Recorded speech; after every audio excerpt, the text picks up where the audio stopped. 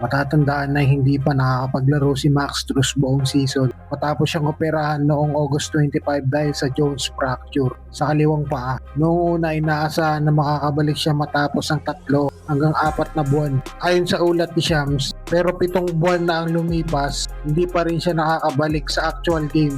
Ngayon nagbigay na ng panibagong update ang Cavaliers. Ayon sa team, magandang pinapakita ng latest imaging sa kanyang paa at tuloy-tuloy ang paggaling nito. Nakapag-progress na si Max Strus sa individual on-court workouts at kasalukuyang nasa structured ramp-up program na siya. Kasama sa program na ito ang controlled team activities at practice sessions. Hindi lang sa Cavaliers, kundi pati sa kanilang G-League affiliate na Cleveland Charge. Patuloy pa rin ang kanyang rehab at conditioning sa ilalim ng medical staff ng team at maglalabas pa sila ng karagdagang update kapag handa na. Malaking bagay ang pagbabalik ni Max Strus kung mangyayari ito. Bago mag-playoffs noong 2023-24 season, nakapaglaro siya ng 70 games bilang starter at nag-average ng 12 points, 4 rebound, 4 assists sa loob ng 32 minutes kada laro. Sa ngayon, pang-apat ang Cavaliers sa Eastern Conference at 2.5 games lang ang layo sa Boston Celtics para sa second seed. Kaya kung makabalik si Strus, malaking tulong ito sa kanilang playoff push dahil sa kanyang shooting, depensa at overall floor spacing.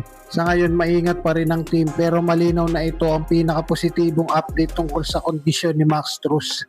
Samantala, nilinaw ni JJ Redick ang issue tungkol umano sa tensyon nila ni Luka Doncic. Matapos mag-viral ang isang clip kung saan makikitang tila may seryosong pag-uusap ang dalawa sa bench. Matapos ang 129-101 panalo ng Lakers laban sa Golden State, kumalat online ang video na nagpapakita ng tila mainit na palitan ng salita ni Redick at ni Luka. Marami ang nag-iisip na may namumuong alitan pero agad itong pinabulaanan ni Redick bago ang laban nila kontra New Orleans. Ayon kay Redick, wala naman talagang issue. Hindi raw niya masyadong binigyan ng kahulugan ang nangyari. At ganoon din si Luka. Aniya, normal lang ang ganitong eksena sa isang competition. Bilang coach at player na parehong gustong manalo. Natural lang na magkaroon ng masinsinang pag-uusap para masiguro na nasa iisang pahina sila sa loob ng court. Dagdag pa ni Redick, ina-encourage niya ang isang player kung saan malaya ang mga manlalaro na magsalita at magbigay ng opinion kahit sa kanya mismo bilang head coach. Para sa kanya, bahagi ito ng healthy na samahan ng isang koponan.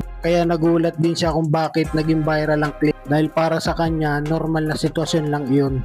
Sa kabila ng ingay, nagpapatuloy ang magandang laro ng Lakers matapos talunin ng Warriors. Dinomina rin nila ang Sacramento. Kinabukasan, mismong si Luka ang nagsabi na hindi nila pinapansin ang mga ingay sa labas at mas nakatuon sila sa kanilang goal.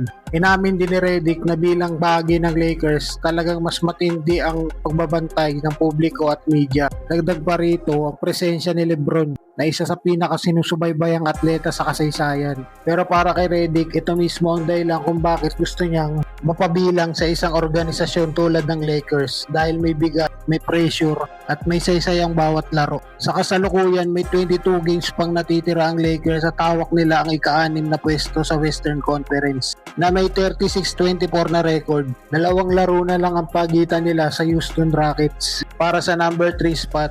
Habang papalapit ang playoffs, sinaasahan na lalo pang iigting ang pagbubusisi sa koponan.